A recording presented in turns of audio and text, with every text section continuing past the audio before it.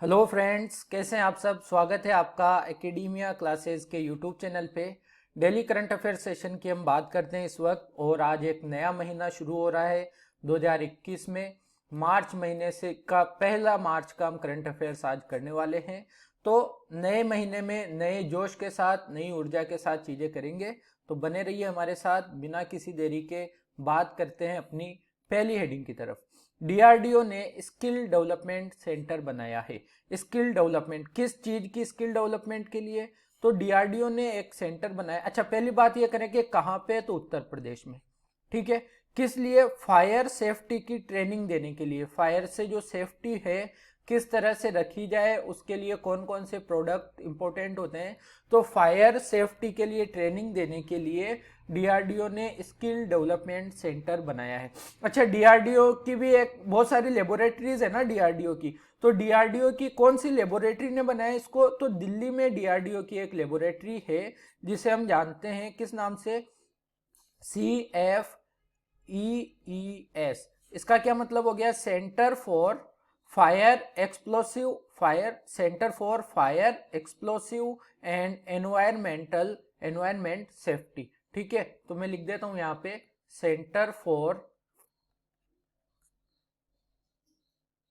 Fire explosive for fire explosive and environment safety. इसके लिए जो लेबोरेटरी है डीआरडीओ की, जो इस क्षेत्र में काम करती है, उसके द्वारा बनाया गया उत्तर प्रदेश में, ध्यान रहेगा, उत्तर प्रदेश में skill development centre fire safety के लिए। क्या होगा यहाँ पे फायर सेफ्टी टेक्नोलॉजी और जो प्रोडक्ट्स होते हैं उससे रिलेटेड उनका निर्माण किया जाएगा। इसके अलावा आग से बचने के लिए मतलब इंसानों को, मानवों को प्रशिक्षित करने का भी काम यहाँ पे किया जाएगा। तो आपको पता रखना चाहिए, इंपॉर्टेंट न्यूज ये है। ओके, फिर बात करते हैं जो बाइडेन प्रशासन में विदिशा भट्टाचार्य। विदिशा भट्टाचार्य एक महिला हैं जो पहले भी अमेरिकी प्रशासन में थी, और अब जो बाइडेन प्रशासन में ये क्या बनाई गई है, इनको एक पोस्ट दी गई है सीनियर पॉलिसी एडवाइजर की। सीनियर पॉलिसी एडवाइजर की कौन से डिपार्टमेंट में दी गई है ये पोस्ट? ये पोस्ट उन्हें दी गई है फार्म सर्विस एजेंसी में। Farm service agency farm service agency में उन्हें ये पोस्ट दी गई है। ठीक है, तो पहले किस पद पे थी ये? पहले थी centre for American progress. Centre for American progress जो संस्था है, उसके क्लाइमेट एनर्जी के निदेशक पद पे थी ये। इसके अंदर जो क्लाइमेट एनर्जी में निदेशक पद होता है उसके पद पे थी विदिशा भट्टाचार्य। अब बनाई गई है फार्म सर्विस एजेंसी में सीनियर पॉलिसी एडवाइजर। क्योंकि भारतीय मूल की हैं विदिशा भट्टाचार्य जी, इसलिए आपको नाम इनका पता होना चाहिए, पूछता है एग्जाम में। जो बाइडेन अभी भारत मतलब में अमेरिका के राष्ट्रपति पद पे नियुक्त हुए, चुने गए हैं, आप सबको पता है, डोनाल्ड ट्रंप को इन्होंने हराया है। ठीक है, ये सारी बातें पता है। अगली हेडिंग पे बात करते हैं। समुद्र के अंदर भारत की पहली सुरंग बनने जा रही है। कितनी अच्छी बात है, समुद्र के अंदर भारत की पहली सुरंग। सबसे पहले बात करें कहाँ बनेगी, तो समुद्र जहां होगा वहां बनेगी। मुंबई में। भाई राजस्थान में तो नहीं है ना समुद्र, राजस्थान में तो नहीं बन सकती ना, तो मुंबई में। कितनी लंबी है ये सुरंग? ये सुरंग है 1 किलोमीटर लंबी, पहली सुरंग है। अच्छा, फिर कौन सी, किसी योजना के अंतर्गत है क्या? तो योजना जो है वो है मुंबई तटीय सड़क प्रोजेक्ट। इसके अंतर्गत ये सुरंग बनाई जा रही है, मुंबई तटीय सड़क प्रोजेक्ट। और मुंबई तटीय सड़क प्रोजेक्ट का ये लक्ष्य है कि उत्तरी मुंबई को दक्षिणी मुंबई से जोड़ा जाए। उत्तरी मुंबई और दक्षिणी मुंबई को जोड़ा जाए, है ना, ये है इनका टारगेट। सड़क के माध्यम से उनकी कनेक्टिविटी बनाई जाए, इसलिए चलाया गया मुंबई तटीय सड़क प्रोजेक्ट। और इस प्रोजेक्ट के अंतर्गत भारत की पहली सुरंग समुद्र के अंदर ये बनाई जा रही है मुंबई में। 1 किलोमीटर लंबी है। ठीक है, अगर थोड़ा सा और डिटेल में जाए तो ये सुरंग 1 किलोमीटर जो लंबी है, कहाँ से शुरू होके कहाँ पे खत्म होती है? तो मुंबई में जो प्रियदर्शनी पार्क है, प्रियदर्शनी पार्क, पार्क से शुरू होके ये सुरंग जाती है, ये लो सुरंग आ गई, और ये खत्म होती है कहाँ पे, नेताजी सुभाष रोड पर। ओके, ये बात आपको पता रखनी है। फिर थोड़ी सी बात करते हैं एवियन इन्फ्लुएंजा की। एवियन इन्फ्लुएंजा जिसे हम बर्ड फ्लू भी कहते हैं, है ना, अब समझ गए होंगे आप जो नहीं समझे थे। बर्ड फ्लू, देखिए बर्ड फ्लू के भी बहुत सारे स्ट्रेन हैं। जैसे हम आजकल बात कर रहे हैं ना कि कोविड-19 का नया स्ट्रेन आ चुका है। कल हमने बात की थी N440K और E484K, ये कोविड-19 की SARS-CoV-2 के जो हमने नए स्ट्रेन बताए थे ना, इसी तरह से बर्ड फ्लू के भी बहुत सारे स्ट्रेन हैं। उन्हीं स्ट्रेन में से एक स्ट्रेन है H5N8, ये कॉमन नहीं है यहाँ पे। इस स्ट्रेन का नाम है H5N8 स्ट्रेन। ये स्ट्रेन अब तक जो होता था, इससे जो बीमारी होती थी वो सिर्फ जानवरों में, जानवरों भी नहीं कहेंगे हम, सिर्फ बर्ड्स में देखी जाती थी, है ना, इंसानों में नहीं मिलती थी। बर्ड्स में भी स्पेशली तौर पे देखेंगे तो मुर्गी जो होती थी, मुर्गी के अंदर इस स्ट्रेन से इन्फेक्शन होता था, बर्ड फ्लू का H5N8 स्ट्रेन से जानवरों में, स्पेशली तौर पे मुर्गी में, मुर्गी उससे संक्रमित होती थी। लेकिन इस स्ट्रेन से पहली बार, विश्व में पहली बार इंसानों को भी संक्रमण हुआ है, इंसानों में भी इसका संक्रमण पाया गया है। तो ये अब इंपॉर्टेंट हो जाता है, न्यूज में बना हुआ है आपके लिए। इंसानों में, और कहां पे, 7 लोगों में इसका संक्रमण पाया गया विश्व में पहली बार, वो भी रूस में।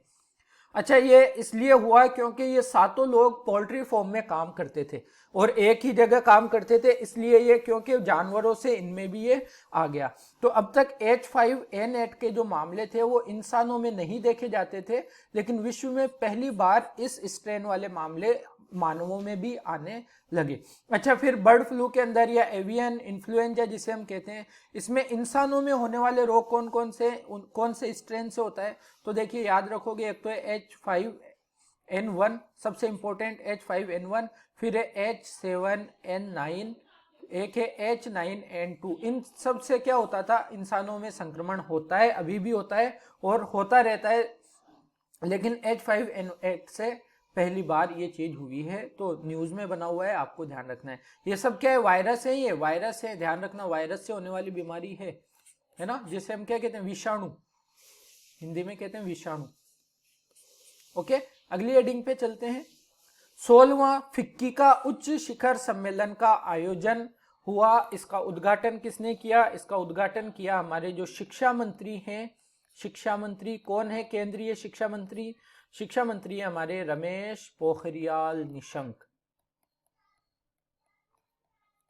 रमेश पोखरियाल निशंक हैं हमारे शिक्षा मंत्री। ओके, इन्होंने इसका उद्घाटन किया। इसका जो आयोजन करवा रहा है, आयोजन करवाने वाली संस्था तो आपको नाम से पता चल गया, फिक्की करवा रहा है, लेकिन कौन से 2 मंत्रालयों के सहयोग से करवा रहा है? तो पहला मंत्रालय है शिक्षा मंत्रालय, जिसे पहले मानव संसाधन मंत्रालय के नाम से जाना जाता था, शिक्षा मंत्रालय, और दूसरा इंपॉर्टेंट मंत्रालय है वाणिज्य एवं उद्योग मंत्रालय। चलिए, वाणिज्य एवं उद्योग मंत्रालय के मंत्री बताइए। शिक्षा मंत्री का मैंने बता दिया आपको, रमेश पोखरियाल निशंक। इसकी भी हम पहले चर्चा कर चुके हैं, तो अगर आप सेशंस देखते हैं, अटेंड करते हैं, तो आपको पता है। वाणिज्य एवं उद्योग मंत्रालय के जो मंत्री हैं उनका नाम कमेंट सेक्शन में कमेंट करके आप मुझे बता देंगे, ताकि मुझे भी पता चल जाए। ओके, फिर बात करें सिटी इनोवेशन एक्सचेंज। ये क्या है? ये एक ऑनलाइन प्लेटफॉर्म है, आपको ध्यान रखना है, ऑनलाइन प्लेटफॉर्म है। और इसको लॉन्च किसने किया है? इसको लॉन्च किया है आवास एवं शहरी कार्य मंत्रालय द्वारा। आवास एवं शहरी कार्य मंत्रालय द्वारा इसको लॉन्च किया गया है। अगर बात करें ये है किससे रिलेटेड, देखिए बहुत सारे जो शहर हैं उनकी बहुत सारी प्रॉब्लम्स सेम होती है, तो इनोवेटरों को जो नए नए तरीके से प्रॉब्लम सोल्व की जाती है, इनोवेटरों को शहरों से आपस में जोड़ देगा, ये शहरों से जोड़ देगा। यानी अगर किसी प्रॉब्लम का सॉल्यूशन मैंने यहाँ पे अपने शहर में किसी और तरीके से किया है और सेम प्रॉब्लम किसी दूसरे शहर में है, तो उन लोगों को इस प्लेटफॉर्म के जरिए पता चल जाएगा कि इस प्रॉब्लम का इस तरह से सॉल्यूशन किया जा सकता है। इससे क्या होगा, जो प्रॉब्लम्स है वो कहीं ना कहीं जल्दी से सॉर्ट आउट होती हुई नजर आएंगी। तो city innovation exchange platform launch किया गया है आवास एवं शहरी कार्य मंत्रालय के द्वारा। बात ध्यान रहेगी। आगे बढ़ते हैं। Second global bio India summit 2021, second global bio India 2021, इसका आयोजन आज से शुरू होगा, 1 से 3 मार्च 2021 तक ये चलेगा, यानी 3 दिन का ये प्रोग्राम है। और सेकंड है, दूसरा इसका एडिशन है। पहला कब हुआ था? फर्स्ट एडिशन इसका हुआ था 2019 में नई दिल्ली में, क्योंकि ये वर्चुअली होगा, ये हो रहा है वर्चुअली। और इसका उद्घाटन कौन करेंगे? इसका उद्घाटन करेंगे हमारे health minister doctor Harshvardhan. Doctor Harshvardhan करेंगे इसका उद्घाटन, ठीक है। अगर इसकी थीम की बात करें, थीम की, तो इंपॉर्टेंट है, थीम है इसकी transforming lives. Okay, transforming lives. देखिए इसमें एक और चीज है, आपको कंफ्यूज नहीं होना, अक्सर हम टैगलाइन और थीम को एक ही ले लेते हैं, लेकिन इसमें थीम अलग है ट्रांसफॉर्मिंग लाइव्स, और इसकी टैगलाइन अलग है। टैगलाइन है bio sciences to bio economy. Bio sciences to bio economy इसकी टैगलाइन है, और इसकी थीम है ट्रांसफॉर्मिंग लाइव्स, है ना। इसका पार्टनर कंट्री कौन है? ये भी इंपॉर्टेंट होती है चीजें। पार्टनर कंट्री की अगर हम बात करें तो इसका पार्टनर कंट्री है स्विट्जरलैंड, और पार्टनर स्टेट कौन सा है? पार्टनर स्टेट इसका है कर्नाटक। ओके, फिर आगे बढ़ते हैं अगली बात पे। दुनिया का सबसे ऊंचा रेलवे पुल बन रहा है, बात पे ध्यान रखेंगे। रेलवे पुल कहां बन रहा है, किस नदी पे? तो ये बन रहा है चिनाब नदी पे, ऑब्वियसली जम्मू कश्मीर में। और ये लगभग कितनी ऊंचाई पे? 359 मीटर की ऊंचाई पे, नदी तल से 359 मीटर की ऊंचाई पे ये पुल बनाया जा रहा है, जो दुनिया का सबसे ऊंचा रेलवे पुल होने वाला है। ओके, रेलवे पुल होने वाला है, ये बात आपको ध्यान रखनी है। जम्मू कश्मीर में भारत के दूसरे हिस्सों से, यानी देश के बाकी हिस्सों से जोड़ने के लिए, रेल के द्वारा जम्मू कश्मीर को देश के बाकी हिस्सों से जोड़ने के लिए इस पुल का निर्माण किया जा रहा है, इतनी बात आपको पता रखनी है। अगली बात करते हैं बाल हृदय योजना की। पहली बात मैं आपको बता दूं, बाल हृदय योजना बिहार की है, बिहार सरकार द्वारा चलाई जा रही है, और ये स्पेशल वो है जो बच्चे जन्म से, ऐसे बच्चे जिनके जन्म से क्या होता है, दिल में, हृदय में छेद होता है, हृदय छिद्र होता है। तो बिहार सरकार ने कहा है कि जिन बच्चों के जन्म से ही हृदय के अंदर छेद है, उसका इलाज जो है वो बिहार सरकार द्वारा कराया जाएगा, बिहार सरकार द्वारा। तो ये बात हो गई बाल हृदय योजना की। अच्छा, इलाज कराने के लिए बिहार सरकार ने एक हॉस्पिटल से, एक फाउंडेशन से समझौता किया है, वो आपके लिए बहुत ज्यादा इंपॉर्टेंट है। तो उसका नाम है Prashanti medical services, Prashanti medical services and research foundation. तो Prashanti medical services and research foundation ये है अहमदाबाद में। तो अहमदाबाद, इससे समझौता किया गया है, किस लिए? हृदय में जो जिन बच्चों के हृदय छिद्र होता है उनके इलाज के लिए, वो इलाज यहीं पे होगा बिहार गवर्नमेंट के द्वारा, अहमदाबाद के इसी अस्पताल के अंदर। तो ये बात पता रहेगी, इंपॉर्टेंट है। अगली बात करते हैं, सेरा वीक कॉन्फ्रेंस होने वाली है 2021 की, और ये कब से कब तक इसका आयोजन होगा? इसका आयोजन होगा 1 से 5 मार्च के बीच में, ठीक है। कौन? वर्चुअली होगा, आपको पता होना चाहिए, ड्यू टू पेंडेमिक, पेंडेमिक के कारण वर्चुअली होने वाला है। और अगर बात करें इसको आयोजन कौन करवा रहा है, तो आयोजन करवाने वाली संस्था है IHS मार्किट, है ना, IHS मार्किट है इसको आयोजन कराने वाली। इसमें जो इंपॉर्टेंट चीज होने वाली है, जो आपको पता रखना है, एक अवार्ड है CERAWeek global energy and environment leadership award. तो ये अवार्ड है CERAWeek global energy and environment leadership award. ये अवार्ड से किसको सम्मानित किया जाएगा? इस अवार्ड से सम्मानित किया जाएगा हमारे जो प्राइम मिनिस्टर हैं, PM नरेंद्र मोदी को। नरेंद्र मोदी जी को इससे सम्मानित किया जाएगा इस अवार्ड से। तो ये आपको ध्यान रखना है, इंपॉर्टेंट न्यूज है। ओके, फिर बात करें K9 वज्र होवित्जर की, तो ये वेपन है, हम सब जानते हैं, हमारी आर्मी के लिए। और हमारी आर्मी के लिए हमारे रक्षा मंत्रालय ने 100 K9 वज्र होवित्जर का ऑर्डर दिया था। 100 का कब दिया था? 2017 में, मई 2017 में। तो ये न्यूज में इसलिए है कि 100वां के वज्र हावित्जर अभी हाल ही में हमारी आर्मी को सौंप दिया गया है, 100वां। और इस तरह से ये ऑर्डर क्या हो चुका है? पूरा हो चुका है। तो आपको इंपॉर्टेंट है, नाम ध्यान रखना है, K9 वज्र होवित्जर का, जो मई 2017 में 100 बनाने के लिए कौन सी कंपनी ने बनाया इसको बनाया लार्सन एंड टुब्रो ने। भारतीय कंपनी है, नाम आपको विदेशी लग सकता है लेकिन ये भारतीय कंपनी है, लार्सन एंड टुब्रो। तो इंपॉर्टेंट है, आपको पता होना चाहिए। फिर बात करें AIIB की। AIIB का पहले पूरा नाम जान लेते हैं ताकि थोड़ा सी आपकी परेशानी सोल्व हो जाए। इसका नाम है एशियन इंफ्रास्ट्रक्चर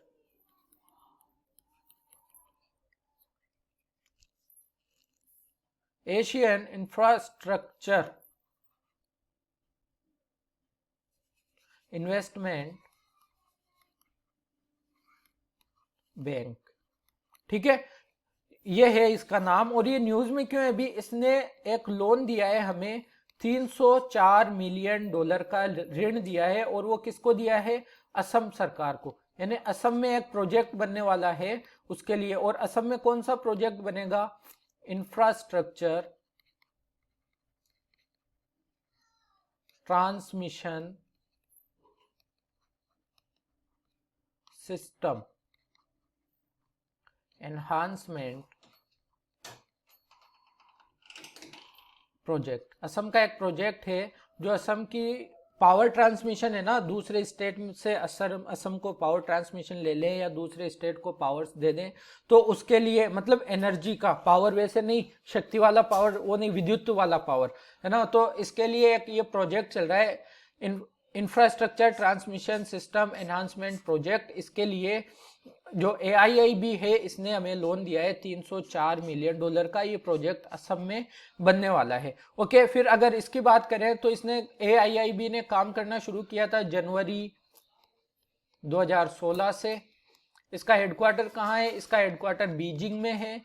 और बीजिंग कहाँ की राजधानी है? बीजिंग चीन की राजधानी है ना। तो ये बात आपको पता रखनी है। ओके, कैसा रहा आज का सेशन? आज हमें बहुत खुशी है कि 1 तारीख का सेशन 1 तारीख को ही आ गया, क्योंकि पिछले कुछ दिनों से हम रेगुलर सेशन नहीं लेके आ पा रहे थे किसी कारण से। अब सारी प्रॉब्लम सोल्व आउट हो चुकी है। आपको अच्छा लगा हो तो लाइक जरूर करें, कमेंट करें वीडियो में कैसा लगता है, कुछ सजेशन हो तो वो बताएं, दोस्तों में शेयर करना ना भूलें। और चैनल को अगर अभी तक सब्सक्राइब नहीं किया है तो चैनल को सब्सक्राइब भी कर लें। Thank you very much, have a nice day.